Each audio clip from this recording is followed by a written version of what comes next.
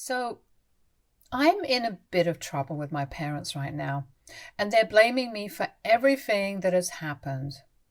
But I really just don't understand why they're doing that. This all started during my divorce a couple of weeks ago. Gary, 29, male, my husband, and I, 33, female, got married 2 years ago. We had been together for almost 3 years before that, and I thought that he was my soulmate. That is literally how sure I was of him. He and I had met at a bar, and he was the one who asked me out. He was a nice guy, sweet and everything. He was also pretty good looking, and I fell for him. I fell hard. He was working a corporate job at the time, your typical 9 to 5, and he would constantly tell me that he was not happy about it. He said that he wanted to start his own event management business, and for that, he needed capital and support. Apparently, his parents were not very keen on the idea of him starting his own business because they thought that it was too much of a responsibility to take on by himself, and he was much better off working where he was. I'm a high school history teacher by profession, and so I did not exactly have the kind of money that he needed to start his own business. But I told him that whenever he wanted to quit his job and start working for himself, I would always be there to support him. That was a huge mistake because about 3 weeks after we got married, he came up to me and told me that he had quit his job. No prior discussion. I was obviously kind of put off by that because we had to take a lot of things into consideration at that point in time. We had been living together before that for almost a year, but marriage was a different ball game, and I couldn't even say anything to him with regards to his decision to quit his job, since I was the one who had told him that I would stand by him any time he wanted to start working on his business. We had bought a new house together, and we still hadn't finished paying for it, which was the biggest of my worries at the time. So when he told me that he had quit his job, that was my first question to him. What were we going to do about the house? Since I would definitely not be able to handle all the bills and also pay off the cost of the house on my salary balloon. It was very unlikely that he would be able to contribute, since he had quit his job and did not have another lined up. Even if he started his business that day itself, it would still take a couple of months for him to start making money off of it. And until then, he would have to rely on his savings. But even if that would prevent him from investing in his business, it was a very difficult situation. I would only be able to take care of the bills with great difficulty, and we would really have to start living frugally because when he quit his job, he did not even have a business plan. It was already really risky, and on top of that, he did not have any idea how to go about the whole thing. He just made that decision and sent his resignation in the heat of the moment one day. I tried not to fight with him over this and be supportive of him, but it was very difficult because the choice that he had made did not seem to be a very well-informed one, and it was clearly not something that he had thought through. I was very worried, but he kept telling me that he would look for a way to fix things, which did not help. But at least it gave me a sense of relief because I knew that whatever it was, I could get through it with him. This was just 3 weeks into our marriage, so we were still in our honeymoon phase, which explains why I was being so stupid. I was really ready to believe that I could get through everything just because he was with me. Love solves everything was basically my state of mind. Or maybe it was just something that I told myself to prevent myself from having a complete nervous breakdown because I was so stressed out. The issues with the house were solved relatively quickly, even though it came at the cost of having a relationship with my in-laws. After Gary quit his job, the next step was to tell our families about it because we needed their help and support to get through the next couple of months. And the support was going to be both moral and financial. My parents were pretty cool with it and said that they would try to help me out with money whenever I needed it. Both my parents are dentists, so money is not a problem for them. However, my in-laws were not happy about what Gary had done. The day that we went over to their house to tell them that he had quit his job and was going to start a business of his own, they got into a huge fight. His father was a lawyer and his mom was a moderately successful artist, so they were also reasonably well off, but they believed that Gary was being hasty and did not support his decision. For them, it was not a financial issue, but it seemed to me that they just did not have faith in him. Right now, I can see why, but at that time, I felt like they were being really hard on him. They were pissed, and rightfully so, since the company that he had been working for belonged to a friend of my father-in-law, and he was the one who got him the job there in the first place.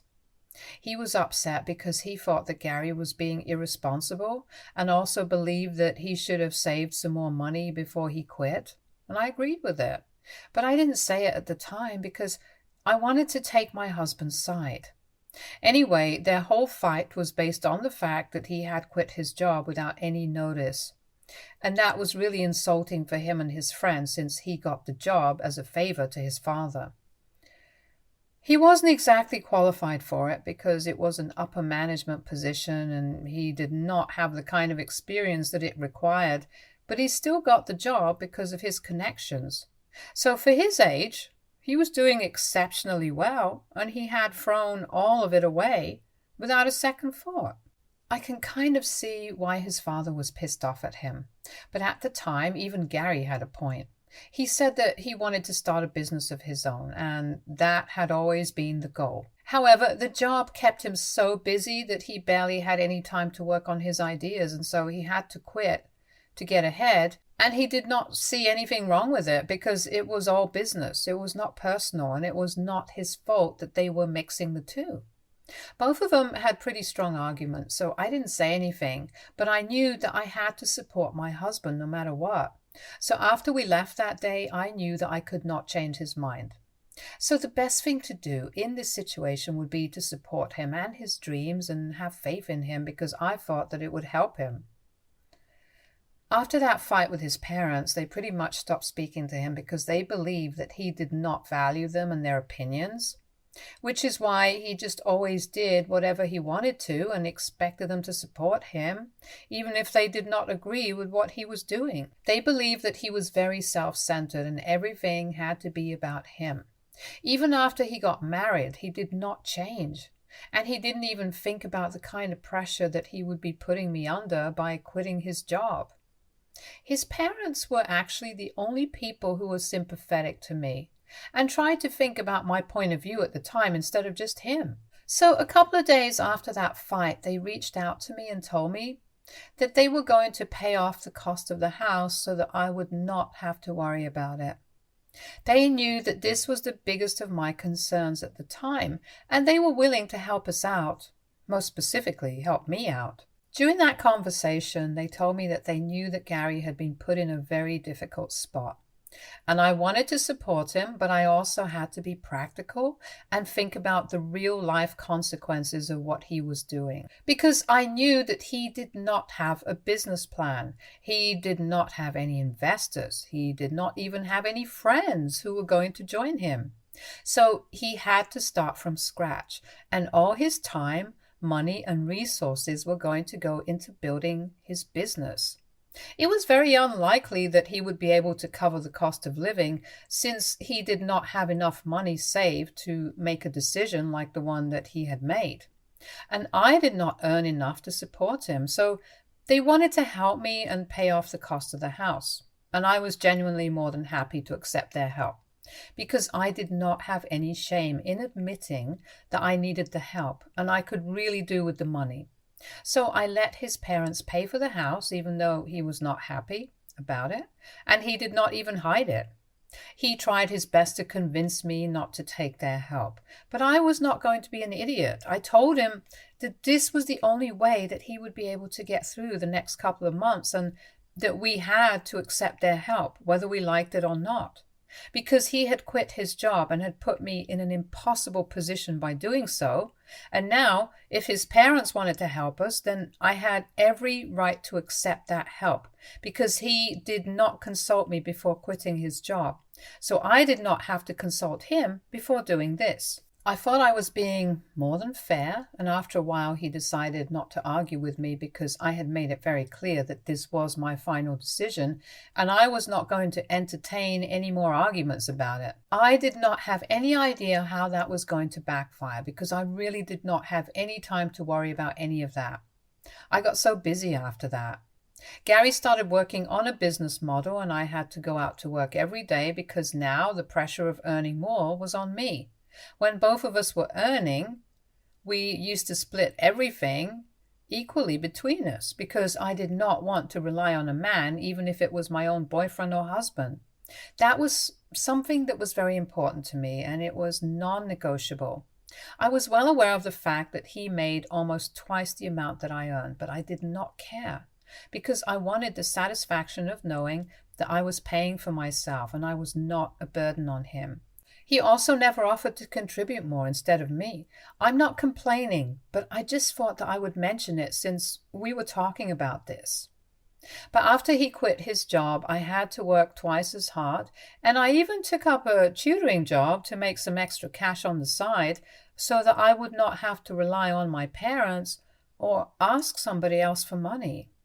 I wanted to be able to do it all on my own because even the thought of having to ask somebody for money made me uneasy. So I did my best to keep everything running, but I had this feeling that he was not doing the same. Every time that I would come back home from school and get ready to conduct online classes for my tutoring job, I would only see him either scrolling on his phone or watching something on TV. Earlier, I would just assume that maybe he got his work done when I was at school, but months passed and there was no progress, so I started to suspect that maybe he was not doing anything at home and just lazing around while I worked as hard as I could to bring home some money so that we would not have to rely on anybody else. I was honestly very unhappy about the way things were going, but I never said anything for the first couple of months because I knew that he needed somebody to have faith in him, and I wanted to be that person for him. But then there's only so much one can do without seeing any results, and I started getting really agitated after one point in time because he kept telling me that he was getting ahead, but he still did not have any investors, and he didn't have anything to show for what he was doing at home all day. On the weekends, I could not observe what he was doing because he told me that the weekends were his days off, and I couldn't even question it. Because any time that I tried to talk to him about the progress that he had made so far, he would get really upset and accuse me of trying to rush him and acting just like his parents. I thought that it was very unfair and I was getting really frustrated, so I decided I would spy on him one day because that was the only way that I could get to the bottom of this and figure out why he was not an established businessman yet. So a couple of weeks ago, before I filed for the divorce, I decided to act like I was leaving for work, but then I didn't go anywhere and I just lurked around the house to see what he would do. To my surprise, as soon as I had walked out of the door, he tossed his laptop aside and lay down on the couch with his phone. I was outside the house and peeking in through the living room windows like a thief, but I was crouched in such a position that he could not see me. However, I could see everything that he was doing, and I thought that maybe he would be on his phone for a little while and then get back to work. But I think I must have been sitting on the ground outside our house observing him, and he did not move a muscle for almost an hour. Now, before anybody comes at me saying that I could have installed cameras and stuff, I did not want to do any of that because it was a lot of effort and I already had some sort of idea that he was not actually doing anything while I was not at home. So I was not going to waste my time, energy, and money trying to install cameras secretly and stuff when I already knew the truth. I just had to see it with my own two eyes to be able to prove it. As soon as almost 45 minutes had elapsed and I had been sitting there, watching him do nothing, I decided that I had seen enough and I went in to confront him. I was furious, and I was also in a lot of pain from sitting in an awkward position for that amount of time, so as soon as that was in there, I walked up to him and in a fit of anger I snatched his phone and smashed it to the ground. I should not have done that, but I was just so angry that I couldn't help it and I had to let it out somehow. So that's what I did. He was too shocked to use anything, and after I had thrown his phone, I started yelling at him and really let everything out of my system because I was so frustrated that he was doing this to me for months without any remorse. Just to remind you guys, I had been working 2 jobs to be able to sustain our lifestyle without having to borrow money. And here he was, promising me that he was getting ahead and making progress, but it was all rubbish. Because he was just doing nothing sitting at home. The least he could have done was at least do the household chores, but he didn't even do that. And the responsibility of keeping the house clean and stuff also came to me. I don't think I can explain in words how angry I was feeling at that moment. All the anger and resentment bubbled up to the surface, and I just couldn't stop screaming at him until I had let it all out. After I was done talking, he had the audacity to ask me if I had been spying on him and told me that it was a violation of his privacy just to show how much I did not trust him. Then he tried to lie to me again and said that he was just taking a much-needed day off from work, and so I told him that if this was one day off from work and I had caught him on that day, then surely he would have something to show for all the other times that he had been working, and I demanded that he show me at least something. And then he started fumbling, so I knew that he had been lying. I told him to get out because I didn't even want to see him, and he started coming up with excuses for his behavior, saying that he was just really struggling with work. And so he had been trying to relax a little, hoping that it would help him recoup. But honestly, I did not care about his struggles at the time because he had not cared about mine, and I was just so pissed off that I didn't even want to speak to him. After that fight, he left to live with his friend, and I stayed and filed for divorce the very next day. And I think that was the point where everything started going wrong because he did not take my decision well and started spreading very nasty rumors about me. He started telling people that the reason I did not want to be with him anymore was because I was a gold digger. And as soon as I had realized that he did not have money anymore, I was out. Apparently, I had only married him when he was working in a good position, but when he quit that job, I was not happy about it and did not want to support him, which was obviously untrue. And yet people choose to believe it, showing me their true colors. And the only reason that I had stayed with him after he quit his job was because I was hoping that I would stand to gain a lot from when he actually started his business, but he was not able to do so because I made him pay all the bills, even though he had no source of money and was essentially unemployed. He was spreading all these lies about me, and people were actually buying it. I couldn't even prove that he would sit at home and do nothing all day because I didn't record it, and I kind of regret it now. But at the time, it didn't seem that important, and I was obviously not going to post or send people proof of the fact that I was paying all the bills because that was overkill. However, the worst part was that a couple of weeks ago, my parents contacted me and told me that they were very disappointed in me because they had not expected such things from me. I had told them about the divorce before, and at the time they had believed me, but after listening to Gary, they had chosen to believe him instead of me, their own daughter. I was dumbstruck by the way that they had decided to flip over to the other side, and I was so hurt that I didn't even bother to try and fix my relationship. The second that they told me that they were disappointed in me and were believing him over me, I was done with them because I had nothing more to say. I learned from a couple of people that they had even gone to the extent of letting him live with them because they did not think it was appropriate for him to live with his friend when, according to them, it was my fault that he was suffering like this. I cut them out of my life after that because they had really let me down. I always knew that they had a soft corner for Gary because he was the son that they never had. But this was taking things way too far, and I couldn't believe it. I had half a mind to be really petty and get back in touch with my in-laws, but that would just be childish and unnecessary trouble for all of us, so I didn't do that. But I stopped speaking to my parents, and I decided that the most appropriate punishment for them would be to let them live with Gary and find out for themselves exactly why I had filed for divorce from the guy. And I was pretty sure that he would show his true colors in no time, and I was right. A couple of days ago, I received a call from my mother, and she was hysterical. She was crying like somebody had died, and I could hear my father screaming in the background.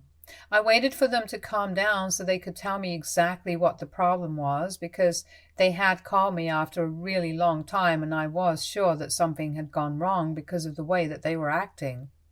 So about 3 minutes into the phone call, my mother finally stopped crying and told me that Gary had made a fool out of them and had stolen $25,000 from them and made a run for it. And now they could not track him down, and there was no way to contact him because he had blocked them in every possible way. I couldn't even fathom how that could happen. So I told them to tell me the entire story because nothing made sense, and that kind of money was a huge amount. So it was crazy that he had even been able to steal that because, as far as I knew, he was not technically proficient enough to do it digitally, so it must have been a cash transaction. And I don't know why my parents would have that kind of cash just lying around in the house for him to get his hands on. So then my father told me that about a week ago, Gary had requested them to let him borrow some money that he would return within a month because he needed to clear some debts, and it was sort of an emergency. And they gave him the money because they wanted to compensate for everything that I was putting him through. We were going through a divorce, and he had to pay for a lawyer as well, and he was losing out on a lot of money for that. So my parents felt obliged to make up for it, and they gave him the money. I really can't imagine how two grown-up people could be so stupid, but yeah, that's how he got the money. And he left in the middle of the night without any explanation.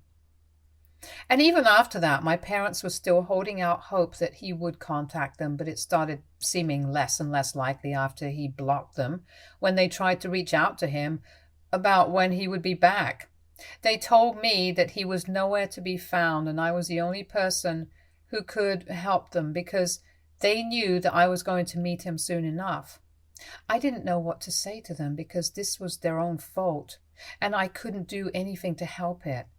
I knew that I would be meeting him this week for our mediation sessions, but I was not going to talk to him about this because technically it was not even stealing if you consider the fact that they had willingly given him the money to help him out, and he had just chosen to run away with it.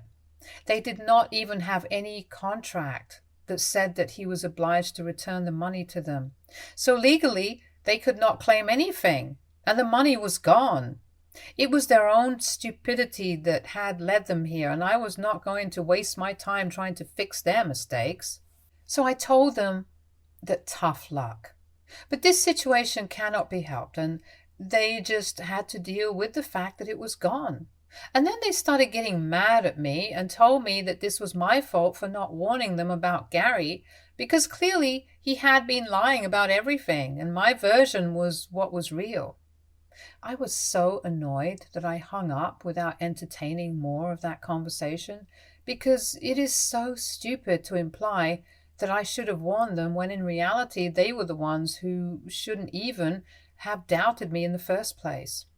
Because I am literally their daughter, and I don't know why they would ever choose to believe my soon-to-be ex-husband over me, under any circumstances.